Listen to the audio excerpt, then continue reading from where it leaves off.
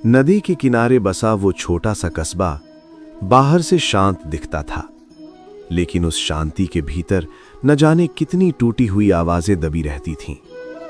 सुबह के समय मंदिर की घंटी, दूर से आती रेल की सीटी और चाय की दुकानों से उठती भाप, सब कुछ वैसा ही था जैसा हर दिन होता है। बस एक चीज बदल चुकी थी, निराकार के भीतर का संसार।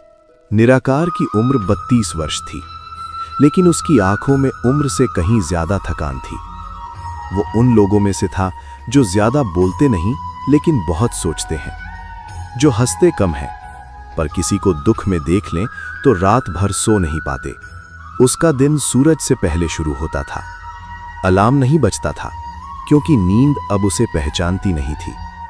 वो बिस्तर पर उठकर बैठ जाता, छत को देखता और मन ही मन वही सवाल दोहराता, अगर सब कुछ करने के बाद भी सब गलत हो जाए तो गलती कहाँ होती है। कमरे में ज्यादा सामान नहीं था, एक पुरानी अलमारी, एक लकड़ी की मेज और दीवार पर टंगी एक तस्वीर, भगवान श्री कृष्ण की। निराकार कई बार सोचता था कि उस तस्वीर को उतार दे, क्योंकि जब उम्मीद टूटती है तो सबसे पहले वही चीज चुभती है जिस पर सबसे ज्यादा भरोसा होता है। लेकिन हर बार हाथ उठते उठते रुक जाता। असफलताओं की गिनती। 3 साल पहले तक निराकार खुद को साधारण लेकिन संतुष्ट इंसान मानता था।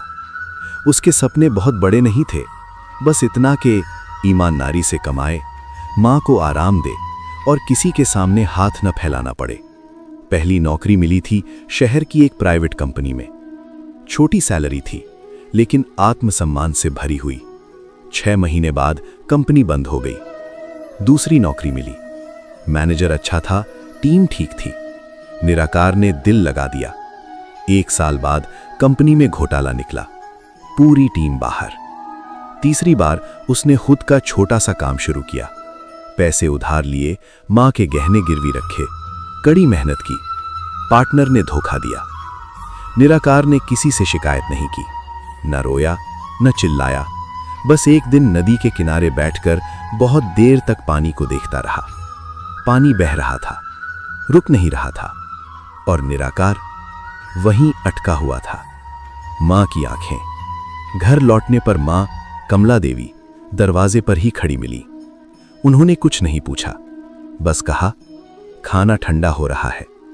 मां की यही आदत थी, वो सवालों से नहीं भरोसे से इलाज करती थीं। खाते समय निराकार ने देखा, मां ने अपने हिस्से की सब्जी उसकी थाली में डाल दी। तू ठीक से खा लिया कर, बस इतना कहा। निराकार ने सिर झुका लिया। उसे डर लगने लगा था, दुनिया से नहीं, इस बात से कि कहीं वो अपनी मां की उम्मीद पूरा न कर पाए। रात को मां पूजा करने बैठी, दीपक जलाया, आंख बंद की। निराकार ने सुना, हे भगवान, अगर मेरे हिस्से का दुख भी इसे देना पड़े तो दे दो, पर मेरे बेटे का विश्वास मत तोड़ना। निराकार की आंखें भर आईं। उसे पहली बार लगा कि शायद उसका दर्द उसका अकेला नहीं है। ईश्वर की चुप्पी। अगले दिन निराकार मंदिर गया।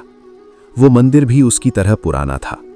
दीवारों पर दरारें, फर्श पर ठंडक और भीतर एक अजीब सी शांति। वो घंटी नहीं बजाता था, बस बैठ जाता था। आज पहली बार उसने बोलने की कोशिश की। मैंने किसी का बुरा नहीं किया, मैंने मेहनत से भागा नहीं, फिर मेरे साथ ही क्यों? कोई जवाब नहीं आया। निराकार ने आंखें खोली। सामने वही मूर्ति, वही शांत मुस्कान। उसे गुस्सा नहीं आया, बस थकान आई। अगर आप चुप ही रहना चाहते हैं तो मुझे भी चुप रहना सिखा दीजिए, उसने मन में कहा। गिरता हुआ भरोसा। दिन बीतते गए। नौकरी की तलाश, लोगों के ताने, खुद से बढ़ती नफरत। कभी कोई कहता, तू बहुत सीधा है इसलिए फेल है। कोई कहता, किस्मत खराब है तेरी। निराकार मुस्कुरा देता, लेकिन भीतर कुछ टूटता रहता। एक रात उसने आईने में खुद को देखा। उसे अपना चेहरा पहचान में नहीं आया। मैं कहाँ गलत हो गया? उसने खुद से पूछा। और पहली बार उसने भगवान की तस्वीर से नजरें फेर लीं। एक अनजान मुलाकात। एक सुबह निराकार नदी के किनारे बैठा था। हवा ठंडी थी, आसमान साफ। पास ही एक बूढ़ा व्यक्ति पत्थर पर बैठा था, साधारण कपड़े, चेहरे पर गहरी शांति। वो बोला नहीं, बस नदी को देखता रहा। काफी देर बाद उसने कहा, नदी तब भी बहती है जब कोई देखने वाला नहीं होता। निराकार चौंका। बूढ़े ने उसकी तरफ देखा और मुस्कुराया। तू भी बह रहा है बेटा, बस तुझे अपनी दिशा अभी समझ नहीं आई। निराकार ने पहली बार किसी अजनबी के सामने अपना सिर झुकाया। उसे नहीं पता था कि यही मुलाकात उसकी कहानी का मोड़ बनने वाली है। कुछ टूटता है ताकि कुछ बन सके, और कभी-कभी ईश्वर चुप इसलिए रहते हैं क्योंकि इंसान को खुद को सुनना जरूरी होता है। निराकार उस बूढ़े व्यक्ति की बात को सिर्फ शब्द नहीं मान पाया था। नदी तब भी बहती है जब कोई देखने वाला नहीं होता। वाक्य साधारण था, लेकिन उसके भीतर जैसे कुछ हिल गया। वो उठकर चलने लगा, लेकिन कुछ कदम बाद फिर पीछे मुड़ा। बूढ़ा अब भी वहीं बैठा था, आंखें बंद, होठों पर हल्की मुस्कान। आप कौन हैं? निराकार के मुंह से अचानक निकल गया। बूढ़े ने आंखें खोलीं। नजरों में कोई जिज्ञासा नहीं थी, जैसे वो पहले से जानता हो कि ये सवाल आएगा। नाम से क्या होगा? उसने कहा। नाम तो पहचान के लिए होते हैं। जब पहचान ही बोझ बन जाए तो नाम हल्के कर देने चाहिए। निराकार कुछ नहीं बोला, बस वहीं बैठ गया। मौन की शिक्षा। वे दोनों काफी देर तक नदी को देखते रहे। न कोई उपदेश, न कोई सवाल। निराकार बेचैन होने लगा। उसके भीतर वर्षों से जमा सवालों की भीड़ थी। आप ऐसे क्यों बैठे रहते हैं? उसने आखिरकार पूछा। बूढ़े ने एक पत्थर उठाया और पानी में फेंक दिया। लहरें बनी, फिर धीरे धीरे शांत हो गईं। जब मन बहुत शोर करता है तब उत्तर शब्दों में नहीं आते। निराकार को यह सब बहुत अस्पष्ट लग रहा था। उसे स्पष्ट जवाब चाहिए था। क्यों सब गलत हुआ? क्यों ईश्वर चुप है? लेकिन बूढ़ा जैसे उसी चुप्पी का हिस्सा था। घर की तंगी। घर लौटते समय निराकार को लगा कि आज का आकाश कुछ ज्यादा ही भारी है। घर के भीतर कमला देवी एक कागज हाथ में लिए बैठी थी। बिजली का बिल है, उन्होंने धीरे से कहा। पिछले महीने से बढ़ गया है। निराकार ने कागज लिया। आंकड़े छोटे नहीं थे। उसने कुछ नहीं कहा, बस सिर हिला दिया। रात को वो देर तक जागता रहा, सोचता रहा, क्या मेरा होना मां के लिए बोझ बनता जा रहा है? ये सवाल उसे भीतर से कुतरने लगा। टूटता आत्मसम्मान। अगले हफ्ते वो शहर गया। पुरानी पहचान वालों से मिला। एक पुराने सहकर्मी ने कहा, अरे यार, अब भी कुछ नहीं कर पाया। उसके स्वर में दया नहीं थी, तिरस्कार भी नहीं, बस उदासीनता थी। वही सबसे ज्यादा चुभती है। निराकार मुस्कुरा दिया। वो मुस्कान आईने ने खुद को देखने से पहले की थी। शाम को बस में बैठा तो लगा जैसे वो किसी और की जिंदगी देख रहा हो। सब आगे बढ़ रहे हैं और वो कहीं पीछे छूट गया है। प्रश्नों की आग। उस रात मंदिर में निराकार ज्यादा देर तक बैठा। आज वो चुप नहीं रह पाया। अगर आप मुझे बना रहे हैं तो इतना तो बताइए, मैं क्यों टूट रहा हूं? दीपक की लौ हिल गई, लेकिन उत्तर नहीं आया। निराकार ने पहली बार अपनी हथेलियां माथे पर रख लीं। शायद गलती मेरी ही है, शायद मैं कमजोर हूं, और यही विचार सबसे खतरनाक होता है। फिर वही बूढ़ा। अगली सुबह निराकार फिर नदी के किनारे गया। वो बूढ़ा वहां नहीं था। उसे अजीब सा खालीपन महसूस हुआ, जैसे किसी अनजाने सहारे की आदत पड़ गई हो। वो पत्थर पर बैठ गया, आंखें बंद कर लीं। कुछ देर बाद एक आवाज आई, आज तुम जल्दी आ गए। निराकार ने आंखें खोली। वही बूढ़ा। आप रोज यहीं होते हैं? निराकार ने पूछा। नहीं, बूढ़ा मुस्कुराया, लेकिन जब किसी को जरूरत होती है तो रास्ते मिल जाते हैं। निराकार ने हिम्मत करके कहा, मुझे लगता है मेरी जिंदगी रुक गई है। बूढ़े ने नदी की तरफ इशारा किया। क्या ये नदी रुकी हुई है? नहीं, लेकिन क्या ये हमेशा एक जैसी रहती है? निराकार चुप हो गया। पहला त्याग। बूढ़ा बोला, कभी कभी आगे बढ़ने के लिए कुछ छोड़ना पड़ता है। क्या? निराकार ने तुरंत पूछा। ये सोच कि सब कुछ तेरे हिसाब से होगा। ये सुनकर निराकार को गुस्सा आया। तो मेहनत का क्या? उसने कहा। ईमानदारी का क्या? बूढ़ा शांत रहा। मेहनत बीज है, उसने कहा, फल मौसम देखता है। निराकार को यह बात समझ में नहीं आई, लेकिन भीतर कहीं एक हल्की सी ठंडक आई। मां का विश्वास।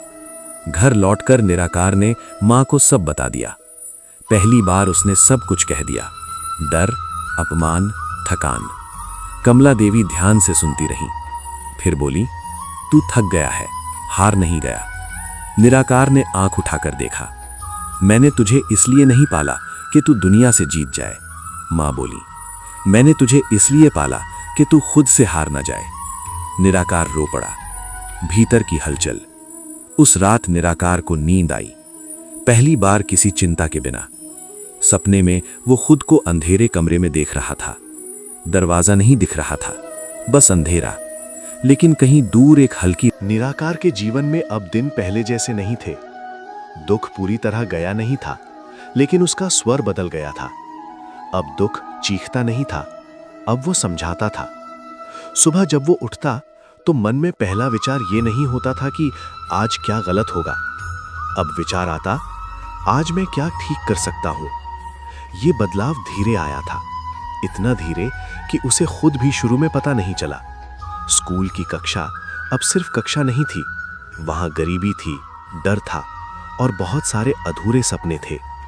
निराकार ब्लैकबोर्ड पर सिर्फ अक्षर नहीं लिखता था, वो धैर्य लिखता था, वो आत्मविश्वास लिखता था। एक दिन एक बच्चा, मोहन, किताब बंद कर बैठा रहा। क्यों नहीं पढ़ रहा? निराकार ने पूछा। मोहन बोला, सर, पढ़कर भी क्या होगा? मेरे पापा कहते हैं मैं कुछ नहीं बनूंगा। निराकार कुछ पल चुप रहा, फिर उसने कहा, तुझे पता है, नदी को भी कई लोग कहते हैं कि वो पत्थर नहीं तोड़ सकती, लेकिन नदी बहस नहीं करती, वो बहती रहती है। मोहन ने धीरे से किताब खोल ली। गांव के लोग अब निराकार को ध्यान से देखने लगे थे। पहले वो असफल युवक था, अब वो वही युवक था जो बच्चों के साथ बैठता, माँ का हाथ थाम कर चलता और किसी से शिकायत नहीं करता। कुछ लोगों को ये अच्छा लगा, कुछ को ये खटकने लगा। इतना शांत क्यों रहता है? एक आदमी बोला। या तो अंदर कुछ चल रहा है या फिर सब खत्म हो चुका है। निराकार ने ये बातें सुनी, लेकिन अब उसने उन्हें मन में जगह नहीं दी। कमला देवी धीरे धीरे संभल रही थीं। निराकार हर सुबह उनके लिए चाय बनाता। कमला देवी उसकी तरफ देखकर मुस्कुरा देती। अब तू पहले जैसा नहीं रहा, उन्होंने एक दिन कहा। कैसा? निराकार ने पूछा। पहले तू खुद को साबित करना चाहता था, मां बोली। अब तू खुद को जी रहा है। निराकार ये सुनकर कुछ नहीं बोला, लेकिन उसकी आंखें भीग गईं। नदी के किनारे अब वो बूढ़ा हर दिन नहीं मिलता था, और अजीब बात ये थी कि निराकार अब उसे ढूंढता भी नहीं था। कभी कभी वो आता, पीपल के नीचे बैठता और चला जाता।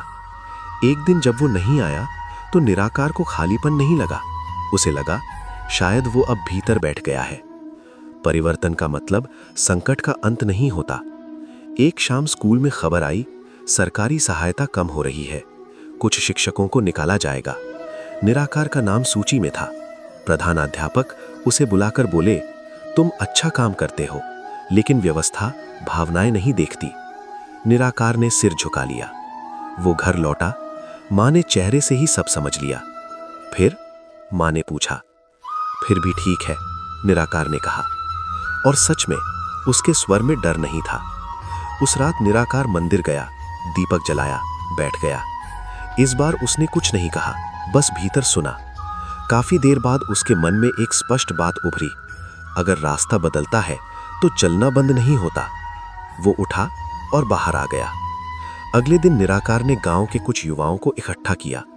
मैं बच्चों के लिए शाम की कक्षा शुरू करना चाहता हूं, उसने कहा। बिना पैसे के? किसी ने पूछा। अभी हां, लेकिन बिना उद्देश्य के नहीं। कुछ लोग हंसे, कुछ चुप रहे। 3 बच्चे पहले दिन आए। निराकार ने उन तीनों को पूरी कक्षा माना। दिन बीतते गए, 3 5 बने, 5 10। निराकार थकता था, लेकिन अब थकान में कड़वाहट नहीं थी। वो जानता था ये बीज इस बार सही मिट्टी में है। एक दिन वही लोग जो ताने देते थे अब पूछने लगे, क्या हमारे बच्चे भी आ सकते हैं? निराकार ने कोई उत्तर नहीं दिया, उसने बस दरवाजा खोल दिया। एक शाम निराकार नदी के किनारे बैठा। सूरज ढल रहा था, पानी सुनहरा हो गया था। उसने आंखें बंद की। जो दिया उसके लिए धन्यवाद, जो नहीं दिया उसके लिए भी। उस पल उसने समझा, परिवर्तन बाहर नहीं होता, वो दृष्टि में होता है। जब इंसान निराकार ने कभी नहीं सोचा था कि शांति भी जिम्मेदारी बन सकती है। वो मानता था शांति बस एक निजी अनुभव है, एक अंदर की स्थिति। लेकिन अब वो देख रहा था, जब किसी के भीतर शांति आती है तो वो अकेली नहीं रहती, वो फैलती है, और फैलते समय कई परीक्षाएं साथ लाती है। उस दिन निराकार की सुबह सामान्य नहीं थी। गांव के बाहर से कुछ गाड़ियां आई थीं। लोग उतर रहे थे, साफ कपड़े, फाइलें हाथ में, आंखों में निरीक्षण। सरकारी अधिकारी थे। गांव में चर्चा फैल गई, किसी योजना के लिए आए हैं, शायद स्कूल से जुड़ा मामला है। निराकार चुपचाप अपनी शाम की कक्षा की तैयारी कर रहा था। उसे नहीं पता था कि उसका नाम उन फाइलों में पहले से लिखा जा चुका है। दोपहर में प्रधानाध्यापक उसके घर आए। तुम्हें बुलाया गया है, उन्होंने कहा। जिला कार्यालय। कमला देवी चुपचाप दरवाजे के पास खड़ी थीं। जाओ, उन्होंने बस इतना कहा, डर मत। निराकार ने उनके पैर छुए और चला गया। कार्यालय में 3 अधिकारी बैठे थे। उन्होंने सवाल पूछे, योग्यता, अनुभव, वेतन की अपेक्षा। निराकार सच बोलता गया। एक अधिकारी ने पूछा, इतनी मुश्किलों के बाद आपने शहर क्यों नहीं छोड़ा? निराकार कुछ पल चुप रहा, फिर बोला, क्योंकि यहीं मेरी जड़ें गहरी हुईं। कमरे में खामोशी छा गई। मुख्य अधिकारी ने फाइल बंद की। हम एक नया ग्रामीण शिक्षा केंद्र शुरू कर रहे हैं। हमें कोई ऐसा चाहिए जो व्यवस्था से नहीं, दृष्टि से काम करे। निराकार की धड़कन तेज हो गई। आपका नाम बार बार सामने आया है, अधिकारी बोले। क्या आप इसकी जिम्मेदारी लेना चाहेंगे? निराकार ने आंखें बंद कर लीं एक पल के लिए। उसने नदी देखी, बूढ़े को देखा, मां की आंखें देखी। हाँ, उसने कहा, अगर मुझे ईमानदार रहने दिया जाए। अधिकारी मुस्कुरा दिए। घर लौटते समय निराकार चल नहीं रहा था, वो कुछ पीछे छोड़कर आ रहा था। अहंकार, डर, तुलना। घर पहुंचते ही कमला देवी ने उसके चेहरे को देखा। कुछ अच्छा हुआ है, उन्होंने कहा। निराकार उनके गले लग गया। हाँ मां, उसने कहा, लेकिन सबसे अच्छा पहले ही हो चुका था। कमला देवी समझ गई। शाम को निराकार नदी के किनारे गया। पीपल के नीचे वो बूढ़ा बैठा था। निराकार मुस्कुराया। आप जानते थे, उसने कहा। बूढ़ा हंसा। मैंने कुछ नहीं किया, उसने कहा। तू तैयार हुआ, बस। अब आप मिलेंगे? निराकार ने पूछा। बूढ़े ने नदी की ओर देखा। अब जरूरत नहीं। और जब निराकार ने फिर देखा, वो वहां नहीं था। कोई आश्चर्य नहीं हुआ। ग्रामीण शिक्षा केंद्र शुरू हुआ। निराकार उसका प्रमुख बना, लेकिन उसने अपना कमरा बच्चों के बीच चुना। कुर्सी नहीं, दरी। आदेश नहीं, संवाद। उसने शिक्षकों से कहा, हम परिणाम नहीं, प्रक्रिया सिखाएंगे। 1 साल बाद फिर संकट आया। फंडिंग कम हुई, दबाव बढ़ा। निराकार को कहा गया, कुछ नियम तोड़े बिना ये नहीं चलेगा। उसने मना कर दिया। लोगों ने कहा, इतना ऊपर आकर सब खो दोगे। निराकार शांत रहा। उसे पता था, जो भीतर स्थिर है वो बाहर नहीं डगमगाता। जब निर्णय आने वाला था, गांव के लोग कार्यालय पहुंचे। माता पिता, बच्चे, शिक्षक। इसे मत हटाइए, उन्होंने कहा। इसने हमारे बच्चों को आत्मा दी है। अधिकारियों ने फैसला बदला। निराकार दूर खड़ा सब देख रहा था। उसने कोई श्रेय नहीं लिया। एक शाम वो मंदिर गया, दीपक जलाया। आज कोई सवाल नहीं था, कोई शिकायत नहीं थी, बस एक भाव था। अब समझ आया क्यों सब रुका था, क्यों सब टूटा था। उसने श्री कृष्ण की मूर्ति की ओर देखा। वही मुस्कान, अब वो उसे चुभती नहीं थी। घर लौटते समय उसने खुद से कहा, ईश्वर हमें आराम नहीं देते, वे हमें अर्थ देते हैं। और यही सबसे बड़ा उत्थान था। जिस दिन इंसान अपने दुख को दिशा बना लेता है, उसी दिन उसका जीवन उदाहरण बन जाता है। ईश्वर जब चुप रहते हैं, तब वे इंसान को स्वयं से मिलवा रहे होते हैं।